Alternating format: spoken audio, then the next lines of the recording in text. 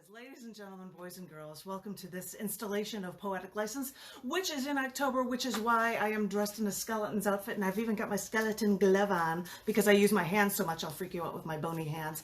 I hope everyone is doing well. I have weird props, but I can't put them on. I have a big spider, but I don't know, maybe I can put it on my head, but I don't know if anybody will see it. It doesn't even matter, because it's all hidden, so you can't even see the spider on my head. So, bleh. This is the extent of decorating-ish, and I see people laughing at me. What? I'm sorry. We've got an intriguing list for you guys. I hope everybody enjoys their day today. I normally would read things from the most recent releases of cc&d and Down in the Dirt magazine.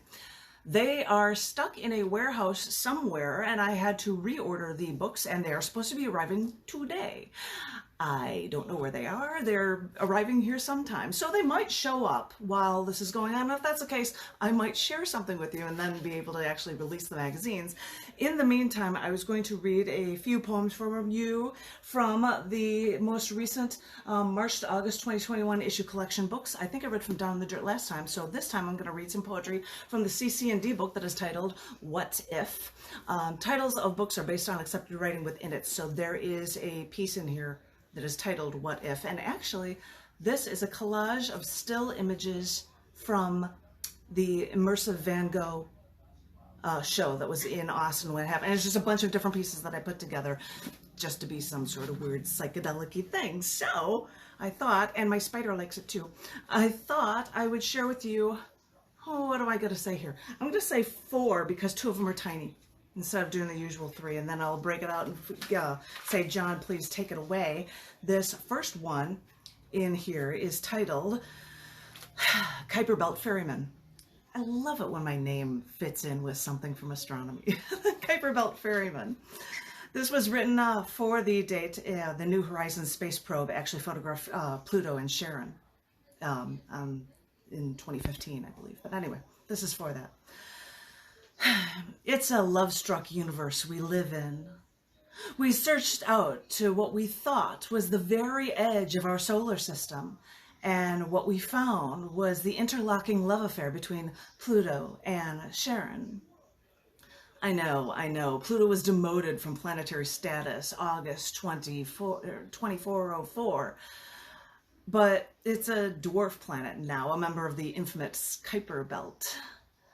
But on my birthday, 28 years earlier, an astronomer discovered a bulge in images of the planet Pluto, and they discovered that Pluto was in a very close dance with a partner they named Charon, discovered on plates taken 5 years before I was even born. Astronomers wanted to name this newfound moon something more catchy than their usual lengthy string of digits, so the astronomer/discoverer suggested Charon, only because it sounded like a nickname for the discoverer's wife. But when Pluto in mythology is defined as the Roman god for death, Hades, the astronomers laughed at this coincidence that Charon is the Greek mythology, the figure for the ferryman of the dead. So, wow, how closely does Pluto now intermingle with Charon, especially when Charon is just so large that then, when compared to Pluto, they actually share a center of gravity, not in Pluto, but between them? You see, I told you there's something about this dance. These two remain locked in together. And we love-struck astronomers can agree that when these two objects find each other on the very edge of our solar system, where it's oh so cold, they've got to stay together to cause some fireworks of their own right at the edge of the Kuiper Belt, just to heat things up. There's your astronomy reference. There's your astronomy reference. I've got a short one for you here that sometimes, if I've got a short one, I would have an Instagram image that came with it, which I cannot really show, but I can kind of show. It's there. You can see it online if you wanted to as well for this book, What If? And it's called A Storyteller's Dilemma. I was in bed, and when I was in my bed, my phone beeped. And so like a robot, I picked it up. I turned it on to see that someone on Facebook loves my story.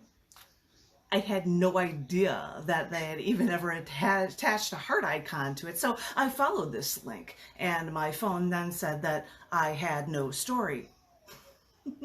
Now I can say someone likes my nothingness. No idea what that was. No idea what that was. But I will share with you two more. Go back to that astronomy theme, I guess, for you. These are two that I've never shared at Poetic License, and they were done in a show for astronomy. This first one is titled Queen of the Night Sky, and it was written for the day that was credited with the 1572 observation of a supernova, the Tychus Nova, in the constellation Cassiopeia. So that's for this. This is Queen of the Night Sky. After the Middle Ages, during the Renaissance, the flash of a new star appeared in the throne of the Queen of the Night Sky, Cassiopeia, which challenged the Aristotelian static dogma of the unchangeability of the stars. Many saw this gem, but none knew what to make of it. So England's Queen Elizabeth told a mathematician/astrologer to make sense of it, while Chinese Ming Dynasty then warned the Wanli Emperor of this now evil omen. But this new star, brighter than Venus or Jupiter, that was brighter than anything that William Shakespeare was doing when they shared that same simple scrap of youthful time. It was back when the world didn't make sense of what they saw, and so they relied on astrology or ancient lore. So we fumbled through life trying to piece together the real nature of what those cataclysmic variable stars were, and they called them supernovas, only now finding their companion G2 star that fed that beast that frightened the world.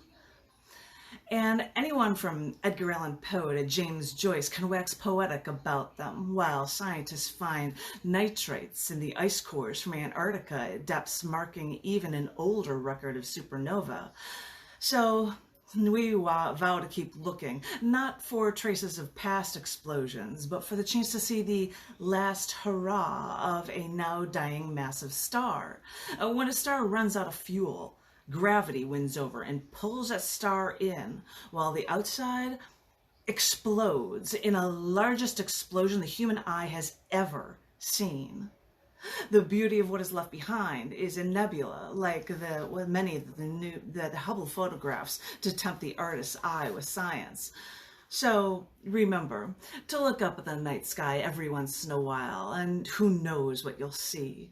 These rare supernovae have helped us discover measurements of distance in space. They help us understand how the universe works, and they all give us reasons to fall in love with it all over again. There's my long astronomy one. And my shorter last one for it, and this one was written on the 29th of October, an October thing. And it was on the 1808 birthday, for the 1808 birthday of a Roman astronomer, Canerina Scarpelli. This is Quest Beyond an Icy Tale. I need to discover more. I needed to start my quest. I will stroll the Colosseum, pray the Pope may bless me, as I search through the sky, find a new comet, get lost in the icy tale that strikes at me with such beauty. For astronomy helps me see what I am truly meant to be. Because even historically, the planet Venus means beauty. And that is what I want people to remember about me. Astronomy is beautiful, right down to those craters on Venus. And even if no human can ever touch or walk on these, the knowledge, the understanding is beautiful and all we need. There's my short one. Thank you. And I get the little hand applause. Thank you. Thank you. Those are just a few from the book What If? Issue collection book from cc&d. I'm going to